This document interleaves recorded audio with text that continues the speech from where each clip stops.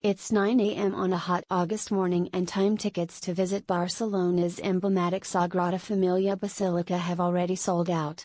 Only a few years ago you could turn up and queue for maybe half an hour to get in, but with the soaring numbers of visitors to the city, around 30 million last year, anyone who arrives on spec is likely to be disappointed. Those who have tickets amuse themselves in the queue by taking selfies in front of the temple's ornate nativity facade. Groups of tourists trail behind their lollipop-waving guides. Street vendors spread out their wares on the pavement, pirated designer sunglasses and tacky memorabilia, until a heavily armed police patrol moves them on. At the stalls around the square you can buy soft toys, Gaudí ashtrays and Barca scarves.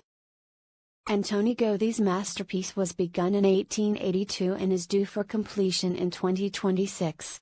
The work was intended to be funded by penitent sinners, but there are more tourists than repenters around these days. It is the city's most popular destination, with 4.5 million visitors in 2016, so tourists are footing the bill. The Sagrada Familia, Barcelona's most popular destination. Even tourists who book tickets for popular sites such as the Sagrada Familia, left, Casa Batlló, right, are in for a long wait at Casa Batlló, Gaudí's apartment building in the busy Passeig de Gràcia. The queue snakes around the corner, and this is the queue for people who have bought advance tickets at €28.50. They wait behind a sign that says "Skip the line." The woman at the door says the wait for people with tickets is around 20 minutes. After a pause she shrugs, okay, perhaps more like 40.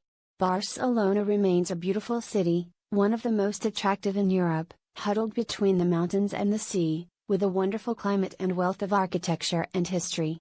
It remains a beautiful city, but there is now tat for sale at every turn. It used to pride itself on the quality of its design and was dubbed the capital of cool in the late 20th century. It is far from cool now though, and a day traipsing around the tourist hotspots reveals how it has become the home of tat, with the magic word Barcelona printed on any old junk, from straw hats and teddy bears to beach towels and coffee mugs.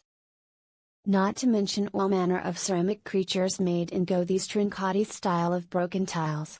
La Rambla, Barcelona's most famous street, is now its epicenter of over-tourism. La Rambla is Barcelona's most famous street, but for residents it became its least loved long ago, so crowded as to be virtually impassable for 9 months of the year. From the moment it was created in the 18th century, La Rambla became a place where the wealthy could flaunt their finery and the poor could hustle and everyone could breathe, outside the walls of the crowded medieval city. It was never chic, indeed, it was always slightly edgy and marginal, but now there is nothing but souvenir shops, interspersed by McDonald's and shabby restaurants serving kebabs and paella, a startling shade of chrome yellow. Shuffling room only on La Rambla at all hours. Young men invite you sotto voce to a coffee shop a la Amsterdam. This is something new.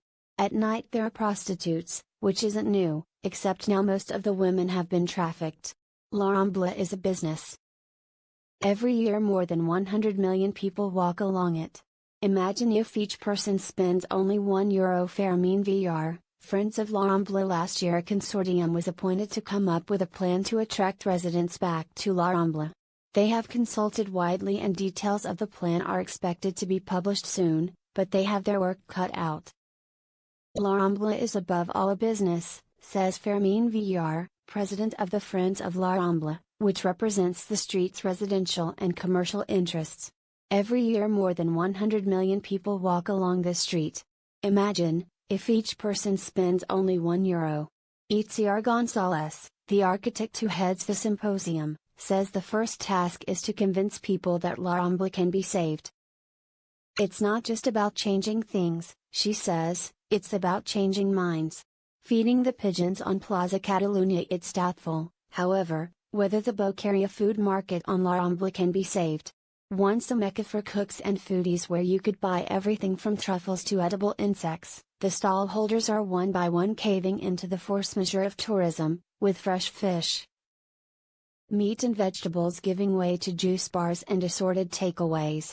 The very reason for visiting La Boqueria, even as a tourist, will soon cease to exist.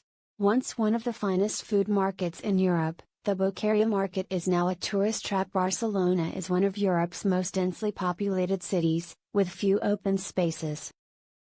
So when the seafront at Barcelona was opened up in time for the 1992 Olympic Games, it gave the city breathing space, just as La Rambla had 2 centuries earlier. It became the new place to pass the evening or Sunday stroll that is such a part of Spanish life.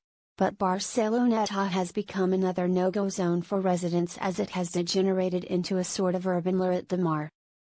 Lie on the crowded beach and every few minutes a vendor will offer you beer or water or a mojito, a massage, a henna tattoo and sometimes weed. Rickshaws ply the waterfront while shirtless young men whiz by on electric scooters. The beach district of Barcelona has become a virtual no-go zone for local residents. The saddest thing about all this is the city is rapidly losing its identity and becoming like everywhere else. A new word has been coined to describe this apparently unstoppable process: parkematization, the act of becoming a theme park. Barcelona has become an imitation of itself. Looking for a holiday with a difference? Browse Guardian Holidays to find a range of fantastic trips,